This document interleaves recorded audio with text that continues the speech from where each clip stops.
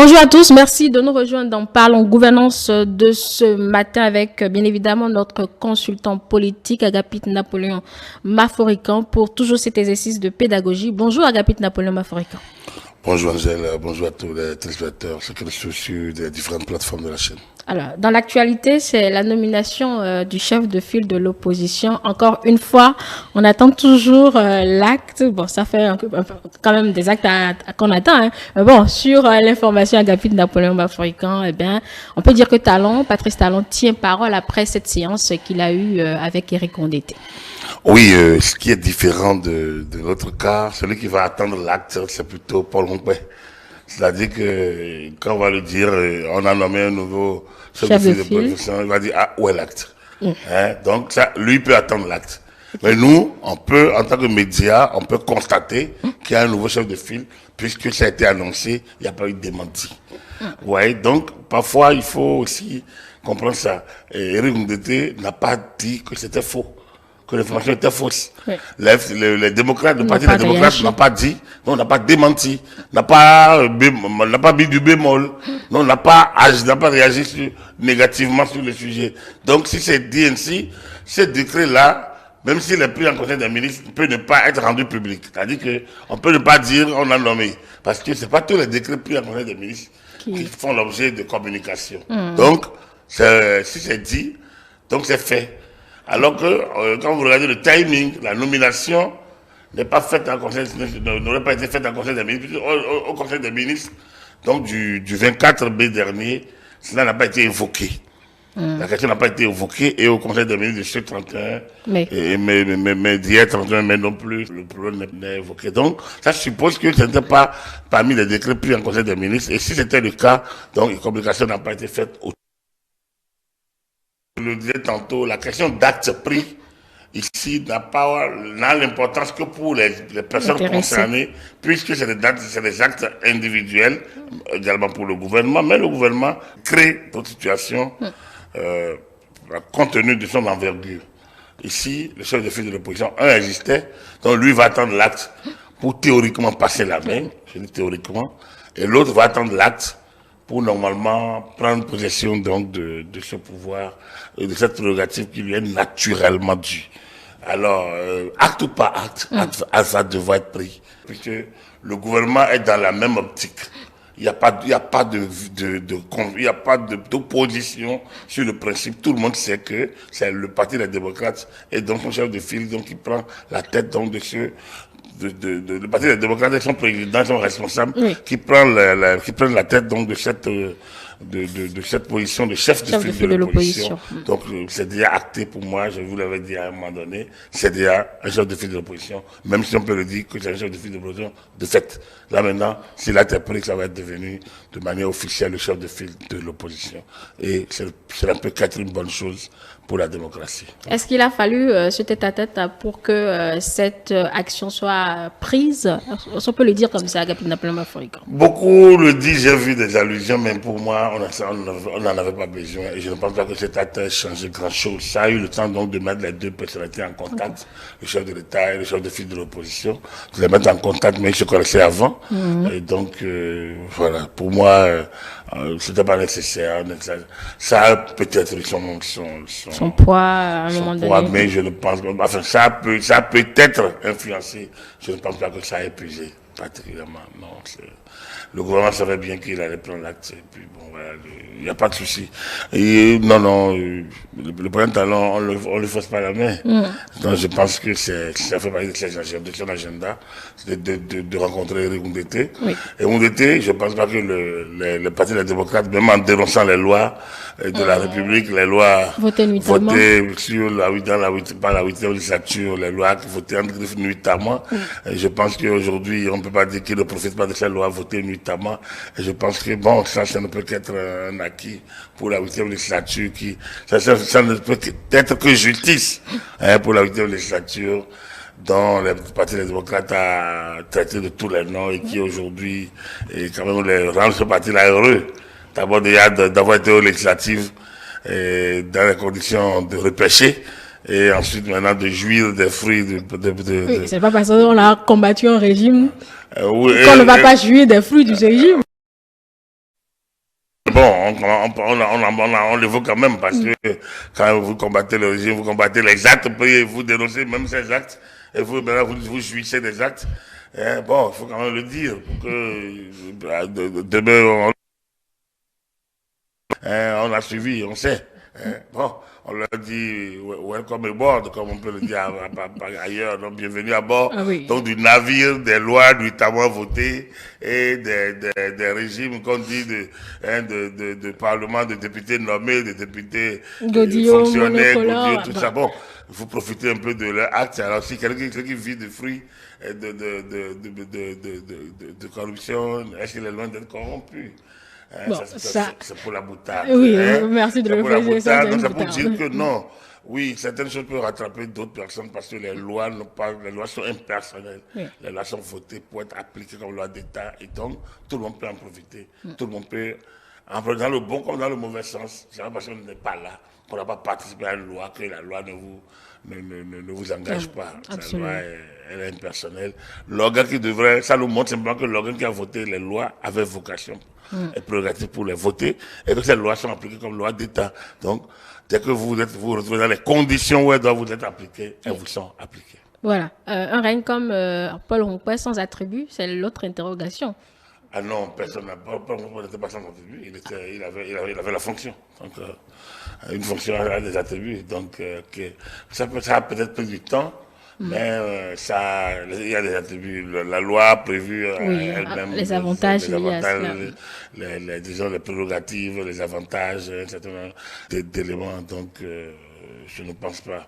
Même si certaines choses ont eu du temps à être mises en place sur Paul Roncquois, je suis convaincu que avec le leadership de Rondeté, la dynamique du Parti des démocrates, la nouvelle dynamique politique, peut-être qu'eux, ils auront. Et si ils arrivent à avoir, peut-être qu'il y aura une sorte de rétrocession ou bien d'effet rétroactif sur Paul Roncquois, parce que c'est qu'on peut céder à Rondeté, je suppose qu'on peut également, avoir cédé à Paul Roncquois. Voilà. Quelle collaboration maintenant entre le sortant et l'entrant? Parce que la loi prévoit des chefs de file de l'opposition, à moins que je me trompe. La loi prévoit des chefs de l'opposition. Des chefs. Des chefs. D'accord. Paul Roncquois est un chef de l'opposition. Puisqu'il a des élus. Le FCB est un parti qui a des élus. Donc, Paul Roncquois n'est pas chef de file. Il n'a pas de prérogative de chef de file de l'opposition. Mais il est un chef de l'opposition. Et en la matière, il appartient à Éric Rondeté de savoir quelle option faire. Lui-même, en tant que chef de file de l'opposition, n'est pas le chef de l'opposition. Il est le chef de l'opposition.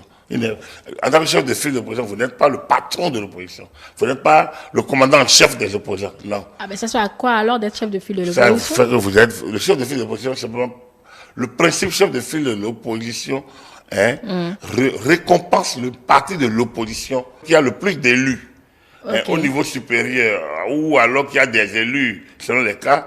En tout cas, récompense le meilleur parti d'opposition pour lui donner la voix. Et lui ouvrir une voie VOIE. Donc, la voie VOIE lui permet, en tant que chef de file de l'opposition, d'être devant. Il est le premier parmi ses pairs, donc le premier parmi les opposants. Ce parti-là est premier parti parmi les opposants, mais il n'est pas le parti. Il n'est pas tenu de rassembler. Maintenant, en disant je suis le premier parmi les opposants, de rassembler autour de lui pour faire l'âge. Mais vous voyez, comme le système partisan ne s'accommode pas des alliances. Des alliances, oui. Paul Roncquois a tenté, il a tenté, mais ça ne peut rien dire. On dit parlons d'une même voix, d'accord, mais pour aller à l'élection, vous êtes obligé d'aller différemment. Et donc parler d'une même voix ne donne pas une suite. C'est pour ça que être chef de file de l'opposition, c'est une récompense pour le parti de l'opposition. Aujourd'hui, c'est le parti. C'est pour ça que je parlais de jouissance des lois de la 8e législature. C'est un honneur que la République fait au parti de l'opposition ayant le plus bataillé. Oui, qui a eu un meilleur score. Ayant un meilleur score, merci, aux échéances électorales, de rester là, d'agir, d'être consulté par le chef de l'État, de l'accompagner parfois, d'accomplir certaines missions au nom de la République parfois, d'avoir une liste de prérogatives, un certain nombre de moyens pour agir, d'avoir accès aux médias, donc il y a un certain nombre de voies d'offres qu'on lui fait, on lui déblaye certaines voies pour qu'il puisse agir en tant que... Et que l'opposition aussi ait voix au chapitre. En tant que force alternative. Parce que le parti de l'opposition, pour être comme un parti de l'opposition, vous devez avoir une vision différente de celle du gouvernement. Avoir des options alternatives par rapport à celles proposées par le gouvernement. Et le chef de file de l'opposition doit pouvoir avoir l'occasion de le dire. Donc, ça oblige également Eric Moundete, notamment, à céder aux interviews. Parce que il fuit, vous leur demandez d'intervenir, ils se font payer. C'est stratégique, vous diront-ils. Non, il n'y a pas de stratégie. Normalement, ils sont payés pour ça aussi. Ils doivent s'exprimer. Ils doivent dire, rendre public leur position. Sinon, ils ne peuvent pas profiter des fonds de l'État pour tourner et dire que c'est stratégique. Oui, dans leur organisation va être stratégique. Ils peuvent décider de ne pas répondre sur tout, mais ils doivent pouvoir donner les interviews aussi. Parce que les populations les écoutent à travers les interviews. Et au-delà du Parti des démocrates d'aujourd'hui, Eric Moundete a la casquette de chef de file de l'opposition. Et à cette qualité, normalement, il doit pouvoir déroger. De toute façon, s'il ne parle pas, d'autres parleront à sa place. Ou alors, c'est le seul qui dira demain que pourquoi il ne faut pas dire que les médias ne lui accordent pas la parole, que c'est les médias récupérés par, comme ils savent le dire facilement, alors que c'est eux qui sont incapables parfois de trouver des personnes en ressources pour aller intervenir. Donc, c'est à lui d'organiser autour de lui. Paul Hongoué n'a pas de métier. Paul Hongoué, après son agenda qu'il a géré, Paul Hongoué n'a pas toujours été disponible pour les médias. On l'a vu comme des fois en train de faire une interview. Je pense que lorsque le chef de l'opposition se bunkérise, lorsque le chef de file de l'opposition se bunkérise, alors qu'il doit être un homme de terrain, je pense que c'est lui qui fait les frais de son obstination. Et donc, aujourd'hui, je ne sais pas si vous faites un sondage, je ne sais pas si Paul Hongoué arriverait comme un bon communicant. Je pense on le voit plutôt comme la cinquième roue, comme vous savez. Il s'est enfermé. Et bon, il est correct. En fait, bon, je ne sais pas si c'est une stratégie, mais ça n'a pas été une bonne stratégie. Il envoie toujours des Paul Hongoué, c'est que vous demandez. C'est rare qu'on ne vous envoie pas quelqu'un. Il y a toujours une personnalité disponible et pas des moindres pour intervenir au nom du FCBE. Donc, au moins, il a fait ça. Mais les gens veulent voir le chef lui-même. Donc, en tant que chef de file, il faudrait qu'il sorte de temps en temps. Donc, Eric Moundete, bon, il n'est pas Paul Hongoué, c'est sûr. Mais s'il ne fait pas les choses un peu de cette manière, il va subir presque les mêmes conséquences. Est-ce que ce rôle interfère avec ses fonctions de député? Non. En tant que député, Eric Moundete agit comme député. Il participe au processus législatif et donc de contrôle de l'action gouvernementale. Après, oui, au contraire, ça renforce son rôle de l'opposition puisque en tant qu'opposant, il a déjà une tribune. Maintenant, il peut convoquer facilement la presse parlementaire pour intervenir. En gros, ça, c'est un travail du chef du groupe parlementaire, les démocrates. Voilà, donc il y aura... Non, il n'y aura rien. Non, du tout. Bon, quand les démocrates appellent pour une... C'est le patron du groupe parlementaire. Donc, Nouré Nouachadi. Puisque tant que c'est au Parlement, et c'est les parlementaires qui prennent l'initiative, ils n'ont pas deux chefs. Les parlementaires, les démocrates n'ont qu'un seul chef. C'est Nouré Nouachadi. C'est leur président. Il a beau. C'est pas le président du groupe parlementaire. Non, il est simple député donc, c'est Chadi qui est le patron des députés. Maintenant, le patron du parti, c'est Moundete. Donc, si le patron des députés du parti est là, et le patron du parti est là, c'est sûr qu'il y a une préscience. Il y a une préscience entre eux à l'interne. Mais du point de vue organisation, c'est le patron de l'opposition. C'est le patron des députés qui a voix au chapitre. C'est lui qui parle. L'autre peut à la limite compléter une réponse ou bien leur faire honneur d'être là. Mais logiquement, il devrait être là comme député. Ça manque de préscience, non? Non, du tout. C'est aussi logique que clair. Logiquement, ce qui était pas envisagé normalement, c'est que le chef de parti ne siège pas. C'est que le chef de parti lui-même ne siège pas. Si c'est pas lui, sinon il devient alors chef de... Parce que vous êtes le chef de parti, mais vous n'êtes pas le chef du groupe parlementaire. Du groupe de parti à l'Assemblée. Donc ça crée... Mais en tant que chef de parti, lorsque le groupe parlementaire convoque, c'est le chef du parti, c'est le chef des parlementaires qui intervient. Mais il fait que le chef du parti étant député, il se met sur l'autorité du chef des parlementaires, mais il va rester plutôt au podium. Parce qu'il manque d'humilité, mais pour accompagner l'équipe. La troupe. À la limite. Autrement, il doit rester à sa place de député et attendre de sortir du Parlement pour agir en tant que chef de file de l'opposition ou du chef du parti. Donc, mais il peut arriver qu'il convoque la PEC en sa qualité de chef de file de l'opposition sur des sujets d'actualité. Ce dont nous parlons, c'est purement à l'intérieur du Parlement. Autrement, toutes les autres actions, c'est d'abord le parti. Okay. Et il est le chef du parti. Donc, en tant que tel, c'est lui qui dirige le parti. Le parti. Hein? Normalement, il chapeaute même le président d'honneur, n'est qu'un président à titre honorifique. Hein? Bon, je ne sais pas qui finance cela. Parce que bon, pour diriger, il faut bien avoir les reins solides et surtout contrôler d'où les sources de financement. Vous voulez diriger une mission d'inspection? Non, pas encore. on attend peut-être des 15 inspecteurs généraux que le gouvernement. C'est bon qu'il dit un peu quand même comment les choses sont gérées. Mais bon, en attendant, lorsque avec son statut, de chef du parti des démocrates, c'est lui le numéro 1, donc c'est lui qui convoque la réunion, c'est lui qui fait un truc. Maintenant, en tant que chef de file, ce n'est pas à l'interne du parti qu'il agit. Le chef de file du parti de l'opposition n'est pas renforcé à l'interne particulièrement, puisqu'il est dit à leur chef. Moi, je pense que la légitimité est acquise. C'est beaucoup plus au niveau extérieur. Au niveau, vis-à-vis du gouvernement, il devient le premier interlocuteur de l'opposition, vis-à-vis du gouvernement. Vis-à-vis de l'opinion publique internationale, il devient un interlocuteur de choix. Et donc, vis-à-vis de l'autre opposition, des autres oppositions du pays, il devient quand même le premier parmi eux. C'est-à-dire qu'en principe, il peut les inviter, il peut discuter. Il n'est pas leur patron, mais il est le premier parmi eux. Il a rang sur eux, il a présence sur eux. Et ça, c'est pas rien non plus. Voilà. Une OPA sur la FCBE a envisagé pour permettre à l'opposition de faire bloc avec également le MPL. Si vous pensez que le fait d'être peut-être chef de file de l'opposition peut amener Rondeté à faire une OPA sur la FCBE, non. Ce statut ne peut pas l'amener à faire une OPA. Par contre, le fait que la stratégie du chef de file de l'opposition peut conduire à ça, en disant, comme l'autre le disait, en 7 ans-là, et pour ces causes-là, en disant, opposants de tout le Bénin, unissons-nous. Là, ce n'est pas une OPA, même si ça donne l'air d'être. Si nous ne nous unissons pas, nous leur laissons toujours le pouvoir. En disant ça, il met la pression sur les autres. Mais est-ce que, en son interne, eux-mêmes sont prêts à ce que les autres s'allient à eux?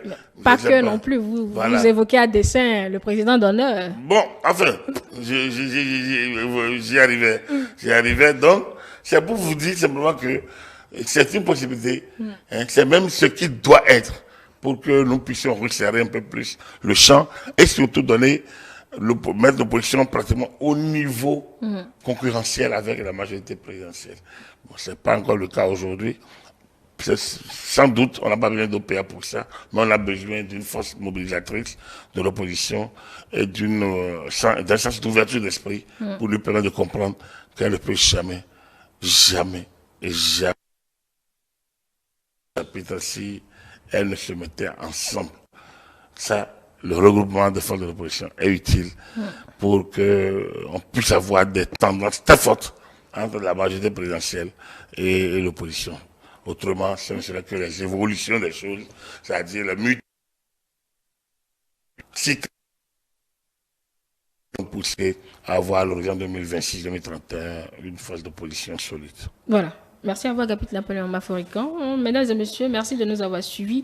Retrouvez l'ensemble de nos programmes sur nos canaux digitaux, notre site internet, le www.etelebenin.com, notre page Facebook Etele en direct, notre compte Twitter Etele Live, puis sur iOS et Android Etele Benin. Etele avec vous, pour vous.